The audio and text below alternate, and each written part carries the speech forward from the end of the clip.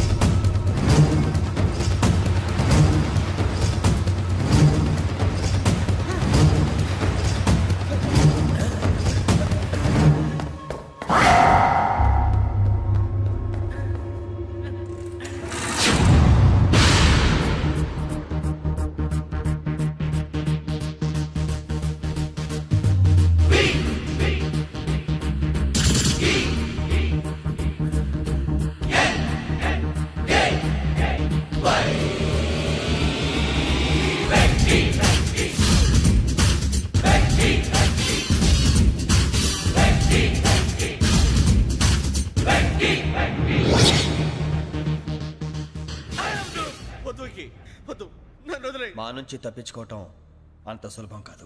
నేను పరిగెత్తి అలసిపోయాను. ఏం కావాలి? నీ ప్రాణం అక్కర్లేదు, నీ ఆస్తి అవసరం లేదు. ఏదో అవసరానికి 2000 అప్పుడైతే ఇలా చంపేపోతారని జీవాజీ. ఆయన అప్పు తీసుకున్న తప్పించుకుని తిరగాలి కానీ ఆపేసి మీకు అక్కడ పెట్టండి. కొత్త అప్పు ఇవ్వకూడదని. ఇదిగో వెంకీ, కావాలంటే నీకు ఇచ్చిన పాత బాకీ మర్చిపోతాను, నన్ను వదిలే. మీరు మమ్మల్ని వదిలినా మేము మిమ్మల్ని వదలలేమండి. మీ దగ్గర అప్పు తీసుకున్న నిజం మమ్మల్ని నీలా వెంటాడు. అందుకు నన్ను ఎంత ఆడుతున్నారా? నన్ను అంతగా నాయపసలేదు. ఉండి లేదంటే మొత్తం లేకుండా పోతారు. ఇప్పుడు మీకు ఇస్తే జరిగేది అదే. ఇస్తే ఇవ్వండి, లేకపోతే మానేయండి, అంతేగాని శుక్రవారం పూట అశుభ మాటలు మాత్రం ఆడకండి. శుక్రవారం లేదు, శనివారం లేదు, అసలు వడ్డీ వ్యాపారమే చేయడం లేదా? జీవాజీ, డిస్కషన్స్ అనవసరం. ఇప్పటికి 18,000 ఇచ్చారు, ఇంకో 2,000 ఇస్తే 20,000 రౌండ్ ఫిగర్ అవుతుంది. 2 రోజులు తిరిగి ఇచ్చేస్తాం. వీళ్ళకి ఇప్పుడు దాకా ఇచ్చింది 14,000 కదా, 18,000 అంటాడేమిటి పెచ్చనాయాలు? పడ్డాడు కక్కుర్తాడు. సంగతి మనకి తెలుసు. సరేనయ్యా, ఇదే నేను మీకు ఇచ్చే ఆఖరి అప్పు. మీరిచ్చిన ప్రతిసారి ఇలాగే అంటారు. ఇతనే వచ్చిందని తగలేయకుండా ఊరికే వచ్చింది ఏంటి? అబ్బాబే ఏం లేదండి. జాగ్రత్తగా ఉపయోగించి పైకి రావాలయ్యా. సరే, ఈ 2,000తో 20,000 సంపాదిస్తారు. అదే కూర్చొని ఆలోచిస్తాం. ఆ జీవగాడు ఎప్పటికైనా జీవితంలో పైకి రావాలంటాడు. రోజు ఇంత పైకి వస్తాం తెల్లడికి. రే, మనం దొరికిన వాళ్ళ దగ్గర అప్పు చేసి తాగెత్తనం. ఇలా ఎన్నాళ్ళు పిచ్చేవాళ్ళు ఉన్నన్నాళ్ళు తెలిసిన వాళ్ళందరూ అయిపోయారు, ఇంకెవరు మిగిలారా? అందుకే నేను ఎప్పుడు అంటూ ఉంటాను, సర్కిల్ బెంచ్ మని ఒక రెండో పెంచుకుందామన్నా ఎవడు కోఆపరేట్ చేయట్లేదా? మనం చూస్తేనే జంప్ అక్కడ. అరే వడ్డీ ఎంతైనా పర్వాలేదు, అప్పు ఏంట్రా అంటే ఒక ముందు రాడే. ముందుకు వస్తే వాళ్ళు వెనక్కి వెళ్తారని భయం. భయం భయం భయం, ఎక్కడ చూసినా భయం. ఎన్నాళ్ళు భయం? మనల్ని చూస్తే మనకే పరమ అసహాయం చేస్తుంది. మనకే కాదు, ఊళ్ళో వాళ్ళందరికీ కూడా అదే ఫీలింగ్. అందరూ డిగ్రీ 3 సంవత్సరాలు చదివి పాస్ అయితే మనం 6 సంవత్సరాలు చదివి పాస్ అయ్యాం. మరి ఉద్యోగం ఎవడి? ఉద్యోగాలు ఇవ్వక, అప్పులు ఇవ్వక, తాగేది ఎలాగా, బతికేది ఎలాగా? అరే మనం మాత్రం మనుషులం కాదా? మనకి కోరికలు ఉండవా? ఇప్పుడు మనం ఆలోచించాల్సింది అది కాదు, రేపటికి ఎవరిని చంపాలి. కాలనీలో ఎవరు సార్?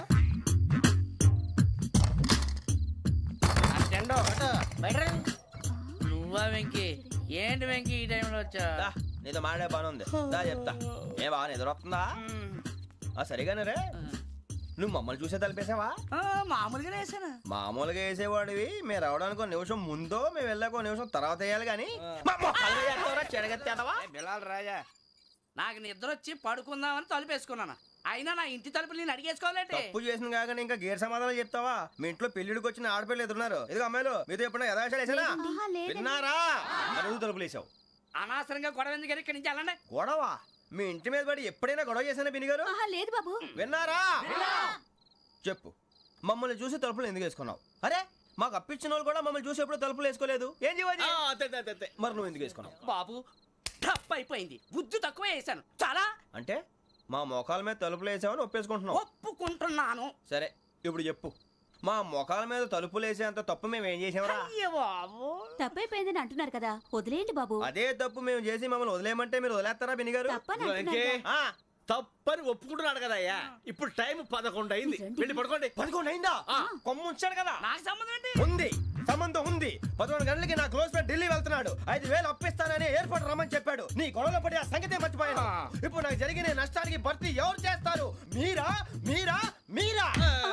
ఎవడు పడితే ఎందుకు చేస్తాడా భర్తీ? భలే వాడి నువ్వు తప్పు చేసా వాడు చేస్తా. దానికి కారణం ఈ 10 మనిషే కదా. వాడే చేస్తాడు. యజ్ఞాత షడద్వాతీత రూపిణి అవ్యాజ కరుణామూర్తిరజ్ఞానాధ్వాంత దీపిక బీరు రమ్ము కలవకూడదు, తలకే పట్టేసింది. ఏంటే చదువుకుంటున్నావా? చదువుకో. దేనైనా వెనక్కి తీసుకురావాలం కానీ పోయిన కాలం వెనక్కి తీసుకురావడం ఎవడి వల్ల కాదు. టైం విలువ గురించి నువ్వు మాట్లాడడం నువ్వు ఎలా పోతే నాకు ఎందుకులే. ఏమ్మా నీ పూజ అయిందా? తలకే పట్టేసింది, కాస్త మజ్జిగుంటే ఇవే. మా నాయనే అందరూ పొద్దున్నే లేచి టీలు కాఫీలు అడుగుతుంటే నువ్వు మాత్రం మజ్జిగ అడుగుతున్నావురా. కాఫీలు టీలు తాగే స్టేజ్ వాడు ఎప్పుడో దాటిపోయాడు. రాత్రి తాగింది దిగాలంటే మజ్జిగే తాగాలి. నువ్వు తల దించుకోవడం ఎందుకురా? నీలాంటి యదవనగానందుకు నేనే దించుకోవాలి తల. రాత్రి సుబ్బారావు గారి ఇంటి మీద గొడవకి వెళ్ళేవంటగా. అలా చెప్పాడు మీకు? ఏ మళ్ళీ గొడవ కెడతావా? నీ దెబ్బకు భయపడి రాత్రి తలుపులు తీసి పడుకున్నారంట. తెల్లారగా టైంట్లో దొంగలు పడ్డారు. ఆడింట్లో ఉందిలేండి, పట్టుకుపోవడానికి అక్కడ కూతురు తప్ప. ఎన్నాళ్ళు ఇలా బేవర్స్గా తిరుగుతావురా? ఇన్నాళ్ళని ఏం ఫిక్స్ అవ్వలేదండి. చిచి నాన్న అమ్మా కంబైన్ స్టైల్స్ కి ఫ్రెండ్స్ ఇంటికి పిలుద్దాం అంటే వీడికి భయపడి ఎవరు రావడం లేదు. నేనే చేశానే. వాళ్ళ వంక అదోలా చూస్తున్నావంట.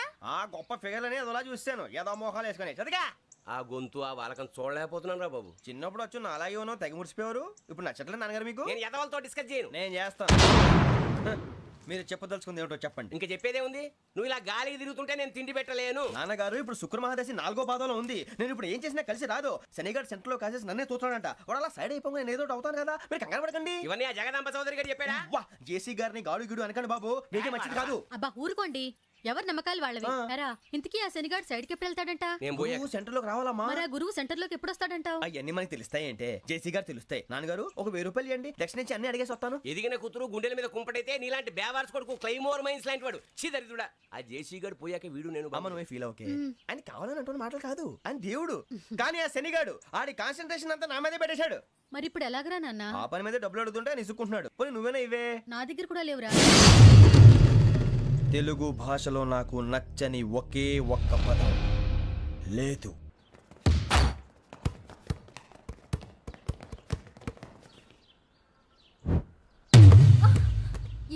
అరే సోరే బాల్ తీసుకురారా. సారీ ఏదో పరమ బాలి. బాస్కెట్ బాల్ మాలాంటి ఆడాలి. మీలాంటి మాసన కొడుకులు ఆడితే ఇలాగే ఉంటది. ఇలాగే ఇలాగే ఉంటది. అమ్మాయిల ముందు ఫోర్స్ కొడతావా? ఆహా అయితే నిన్ను కొడతా.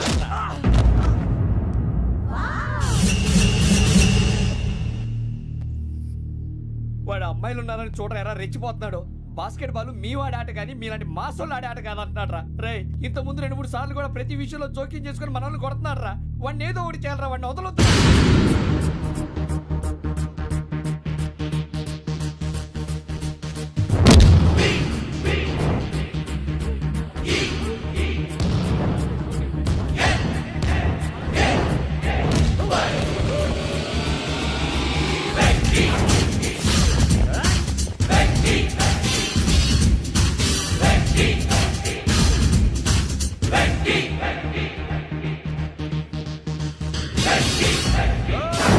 ఆడపిల్లలంటే ఎవరికైనా దెబ్బ తగిలితే అయ్యో అంటారు, మీకేమో ఎవరైనా కొడితే కామెడీ. కొట్టిన వాళ్ళు మీ దృష్టిలో హీరోలు. ఇప్పుడు నేను పచ్చడిగా కొడేస్తాను, నేను హీరోని అయిపోతానా? ఏంట్రా రెచ్చిపోతున్నావు? మాకు ఛాన్స్ ఇవ్వా? అసలు వచ్చిందే నీకోసం. మా ఓటు బ్యాక్గ్రౌండ్ తెలియక అడమే చేసావు. ఇప్పుడు నీకు అప్పుడు అయిపోతున్నా రే. వాడి బ్యాక్గ్రౌండ్ సరే, అసలు నీ బ్యాక్గ్రౌండ్ ఏంట్రా? నాకు సెపరేట్ బ్యాక్గ్రౌండ్ అంటూ ఏం లేదురా. నేను ఎక్కడ నిలబెడితే అదే నా గ్రౌండ్. అంత పుడింగువా? తెల్దా?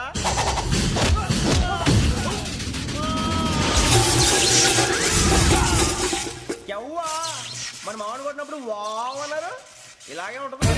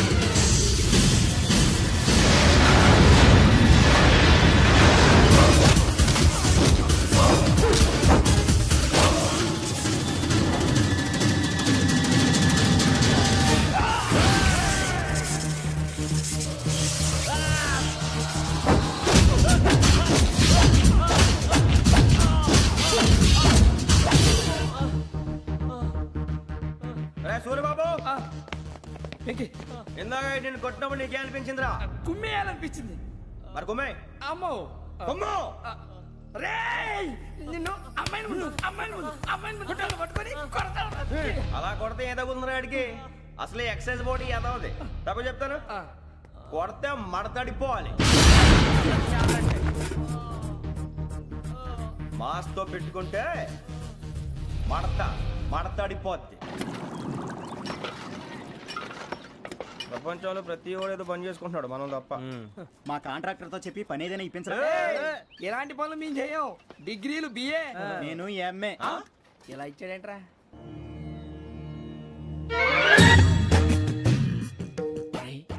కళ్ళు మూసుకుని ఉన్నాడు, కొంపదీసి నిద్రపోతున్నాడేంటి? ధ్యానం. కళ్ళు మూసుకొని ఎవరినో కాంటాక్ట్ చేస్తున్నారు. అవునా? అబ్బా రామ్ ప్రసాద్, నీకు నిజం చెప్పాలంటే బాధగా ఉంది, కానీ చెప్పక తప్పదు. ఎందుకంటే అది నిజం కాబట్టి. Correct sir, correct. ఏంటి సార్ అది? నీకు 40 ఏళ్ళు వచ్చే వరకు కష్టాలు తప్పవు. గురుజీ, అవి మామూలు కష్టాలు కావు, అష్ట కష్టాలనే చెప్పాలి. ఉదాహరణకు అవి ఎలా ఉంటాయంటే, దొరక్క నీకు ఫుడ్ దొరికితే అది నీ నోటికందే లోగా నీ కాలో నీ చెయ్యో తగిలే మట్టిపాలైపోతుంది. నీ వాకలికి తట్టుకోలేక అప్పు కోసం ఎండను పడి వెళితే అక్కడ తాళం వేసి ఉంటుంది. మరో కఠోరమైన నిజమేమిటంటే, నీ దరిద్రాన్ని చూసి భరించలేక నీ భార్య లేచి వెళ్ళిపోతుంది. ఒక్కతేనా ఎవరితోనన్నా? తప్పు.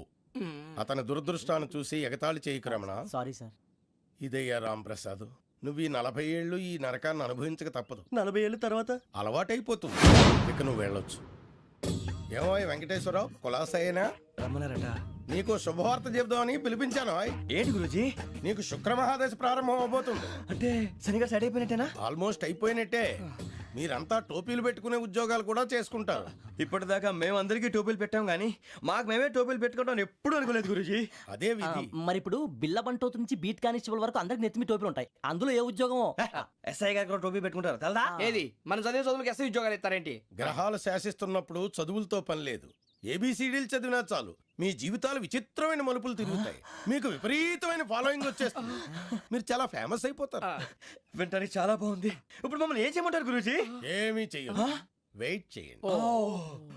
కాలం కలిసి వస్తే అదృష్టమే మిమ్మల్ని గేలం వేసి పట్టుకుంటుంది. అంతవరకు వెయిట్ చేయండి. వెయిట్ చేసి కొంచెం వెయిట్ కూడా పెరిగింది. అయినా పర్వాలేదు, వెయిట్ చేస్తాం. అందాక ఏ అప్పు సపోర్ట్ చేసుకుని తాగుతాం, బ్రతుకుతాం అన్నట్టు. అప్పు అంటే గుర్తొచ్చింది, అప్పు మీద మీ అభిప్రాయం ఏంటి గురూజీ? ఏంటరా ఇంత నుంచి మీకు ఎదుగుతున్నాను రా. ఇక్కడేం చేస్తున్నారు? మన టైం బాగుందిరా. ఎవడన్నా అప్పిస్తున్నాడా ఏంటి? కాదురా, ఉద్యోగాలు ఇస్తారమ్మన్నాడు గురూజీ. చూసారా, చౌదరిగా చెప్పింది నిజమే. మరి శుక్రమహాదేశ్ మొదలైంది. ఇంతకీ ఎవరా మహానుభావుడు?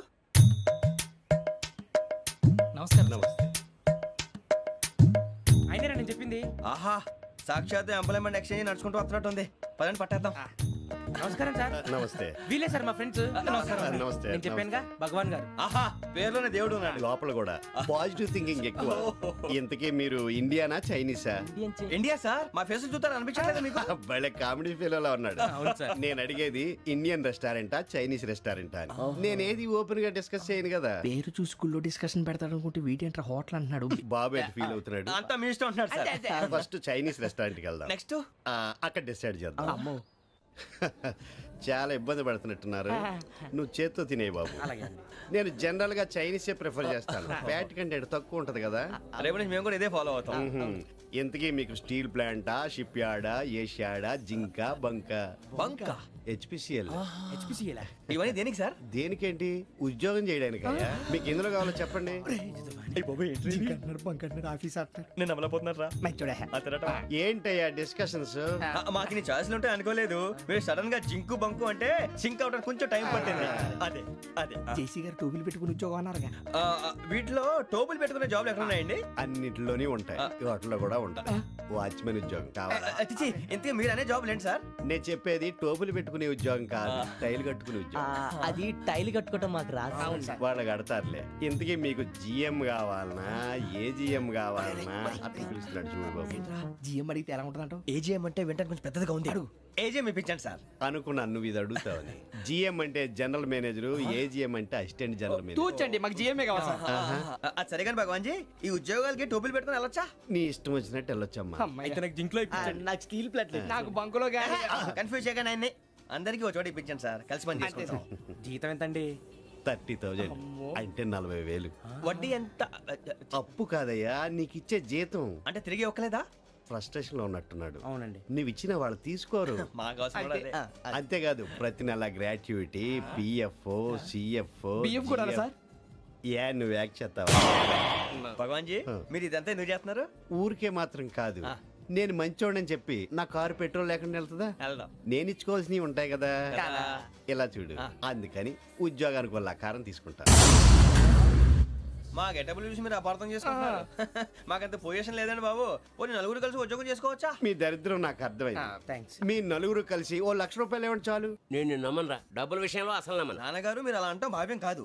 ఏదో జేసీ గారి సిఫార్సు వల్ల శని గారు సైడ్ అయ్యి శుక్రవారం మొదలైంది. ఉద్యోగం దానంతటి అదే వెతుకుంటూ వచ్చింది. అందుకని ఇంకేం కావాలో చెప్పండి. స్టీల్ ప్లాంట్ లో జీఎం అని పెద్ద పోస్ట్ అమ్మా. జీతం 30,000, నెల నెల ప్రమోషన్లు, సిఎఫ్లు, డిఎఫ్లు, పిఎఫ్లు, బిఎఫ్లు. ఇవన్నీ నువ్వు చదివిన చదువుకే? అబ్బాబే, దీనికి చదువుకి సంబంధం లేదండి. చెప్పాను కదా, శుక్ర మహాదశ. అది దాని పవర్ అనుకోండి, ఎఫెక్ట్ అనుకోండి. ఈ రోజుల్లో కూడా గ్రహాలు అబ్బా ఏంటండి వాడన్న ప్రతిదాన్ని ఇలా కొట్టి పడేస్తారు. చిన్నప్పటి నుంచి లక్షలు పోస్ట్ చదివించారు. అమ్మా నువ్వు లేని పోనీ పెట్టుకో. లక్షలు ఎక్కడైనా ఊరుకోరా, మాట వరుస కనాలి. ఒక 25,000 ఇస్తే వాడి జీవితం సెటిల్ అయిపోతుంది అంటున్నాడుగా, అంతగా ఆలోచిస్తారేంటండి? అమ్మా నాకు ఉద్యోగం రాగానే మీ అందరూ స్టీల్ ప్లాంట్ షిఫ్ట్ చేస్తానే. ఓకే, నువ్వు చెప్పేదంతా కరెక్టేనా? నాన్నగారు మీకు అంత అనుమానం అయితే ఇవ్వకండి. సర్లే, ఇప్పటికిప్పుడు అంత డబ్బు అంటే కష్టం గానీ నా కెనటిక్ హోండా అమ్మాలి. నాకు తెలుసు మీరు ఆ నిర్ణయం తీసుకుంటారని, అందుకే పార్టీని పట్టుకొచ్చాను. బయట వెయిటింగ్.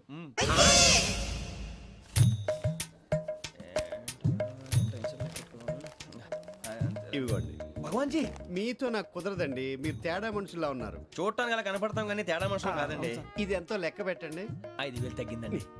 ఆ విషయం నాకు ముందు చెప్పాలి కదా, ఇది తేడాతనం కదా. సర్దుబాటు కాక జరిగిన పొరపాటు. మా దరిద్రం మీకు తెలియంది కాదు. మీ ప్రాబ్లమ్స్ నాకు అనవసరం అండి. ఇప్పటికే మీ మూలంగా 3 లక్షలు బొక్క తెలుసా? మీరు ఫేస్ అంత చిరాగ్గా పెట్టకండి. రే ఆ గొలుసేవరా, తొందరగా ఎవరా, ఆయన కోపం వస్తుంది.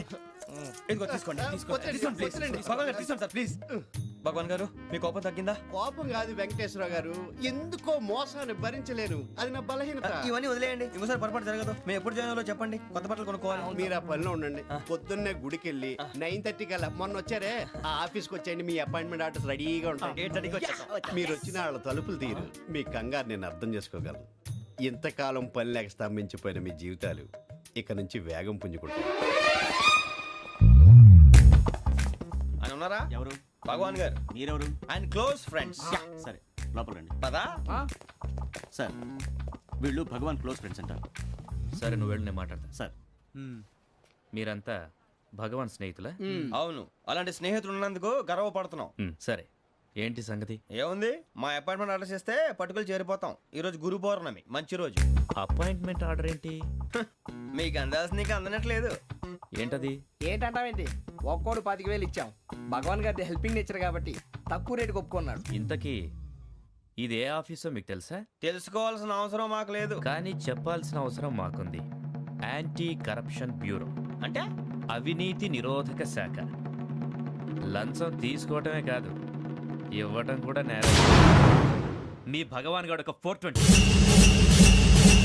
మా బాబుకి ఎన్ని తిట్లు వచ్చిన విషయం నిన్నే తెలిసింది నాకు. ఇంతవరకు మా బాబు నా ఒట్టుమే చేయలేదని మీ అందరితో గర్వంగా చెప్పుకునేవాడిని. First time man handing record తక్కువ నా గోల్ చెలుగు లాగేస్తాడు. అరే కోపడకండి రా, వాడు ఇక్కడే దొరుకుతాడని మా ఫ్రెండ్ చెప్పాడు. తొక్క దొరుకుతాడు. జింక్ లో కావాలనా, బంక్ లో కావాలనా, స్టీల్ ప్లాంట్ లో కావాలనా, షిప్ యార్డ్ లో కావాలనా? అంటే ఎక్కడ పడితే అక్కడ ఇప్పిస్తారా సార్? ఎక్కడ పడితే అక్కడ, ఎలా కావాలంటే అలా చేసుకుందాం, ఇబ్బంది ఏమీ లేదు. ఆఫరేష్ లో కావాలనా? అవి గేమ్స్ కదా సార్. ఆ స్పోర్ట్స్ కోటా లేవయ్యా. ఏమైంది సార్? ఉద్యోగాలు ఇప్పించమని ఎంట పడుతున్నారు. నువ్వు టచ్ లో ఫోన్ చేయ.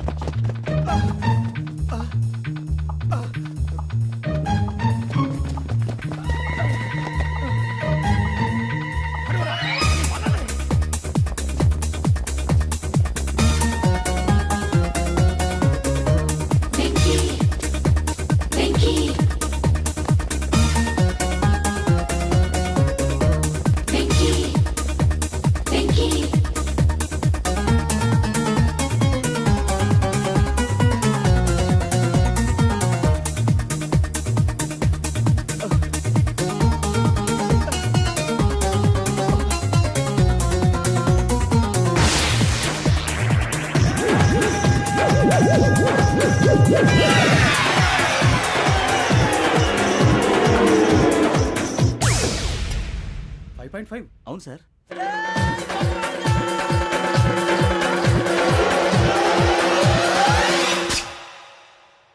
గ్రేట్.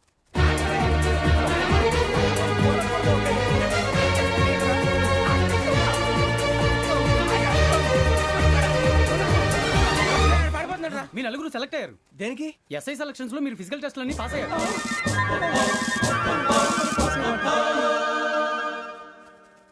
కానీ మేము అప్లై చేయలేదు సార్. అప్లై చేయలేదా? చేయి వదలకండి సార్, కాలు పట్టుకోవాల్సి వస్తుంది. రాగరాకు వచ్చిన అవకాశం. సరే, మీరంతా డిగ్రీలు పాస్ అయ్యారా? ఎప్పుడో. ఓకే, ఇప్పుడు అప్లై చేయండి. Thank you sir. నేను మేనేజ్ చేస్తాను. Thank you sir. మీరు రిటర్న్ టెస్ట్ ప్రిపేర్ అలాగే అవ్వండి. సార్. All the best. రేయ్, ఈ పరీక్షల్లో సమాధానాలని ఏబిసిడ్యూల్లోనే ఉంటాయి. ప్రతి ప్రశ్నకి 4 ఏదో ఒకటి కరెక్ట్ ఆన్సర్. ఏది కరెక్టో మనకు తెలియదు కదరా. నీకు ఏబిసిడ్యూల్ తెలుసు కదా? తెలుసు. అయితే కళ్ళు మూసుకుని 4 ఏదో ఒకటి రాసుకుంటూ పోతాం. మన అదృష్టం బాగుండి అవి కరెక్ట్ అయితే పాస్ అయిపోతాం. ఎస్ఎల్ కూడా అయిపోతాం. వారిని ఏబిసిడీలు వస్తే ఎస్ఐలు అయిపోతాం అని తెలిస్తే నాన్న కష్టాలు పడి డిగ్రీలు చేసేవాళ్ళం కాదు కదరా. రెడీ, స్టార్ట్ చేద్దాం. నీ ఇష్టదేమో ఆంజనేయ స్వామి. వేసుకో. నీ ఇష్ట పొలిటీషియన్ వాజ్పేయి. ఏబిసిడీలో రావాలి. నేషనల్ లెవెల్లో కాదు, స్టేట్ లెవెల్లో 7. స్టేట్ అయితే చంద్రబాబు నాయుడు. సిఎస్కో. నీకు ఇష్టం క్రికెటర్ ఎవర్రా? Mister dependable. ఆడేవడరా? ఓ, నీ క్రికెట్ లో విజ్ఞాన ప్రదర్శనలో ద్రావిడు. డిఎస్కో. వేసావా? నీకు ఇష్టమైన నటుడు? బాలకృష్ణ. సమర్ సుమారెడ్డిలో డీటెయిల్స్ వద్దు, బిఎస్కో. అయిపోయిందిరా. అందరూ దీన్నే ఫాలో అవ్వాలి. రాత్రికి ఏబిసిడీలు బాగా బట్టి పట్టండి. అందరూ ఏవే ఆన్సర్లు రాయాలి. మునిగితే అందరూ కలిసి మునుగుదాం. అయినా గురువారం పాటు గురుమేట్ల మీద కూర్చొని రాసింది ఖచ్చితంగా జరుగుతుందని జేసీ గారు చెప్పారు. మన ప్రయత్నం మనం చేద్దాం, మిగిలింది నేను ఎక్కడికి వదిలేద్దాం. ఆయన కూడా ఏదో పని ఉండాలి కదా.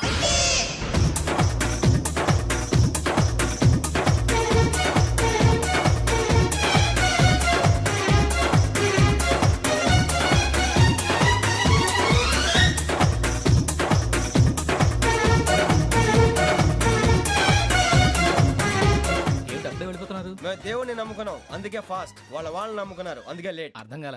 మా కాన్సెప్ట్ నీకు అర్థమైతే గుండాకి సత్తావు. వస్తా.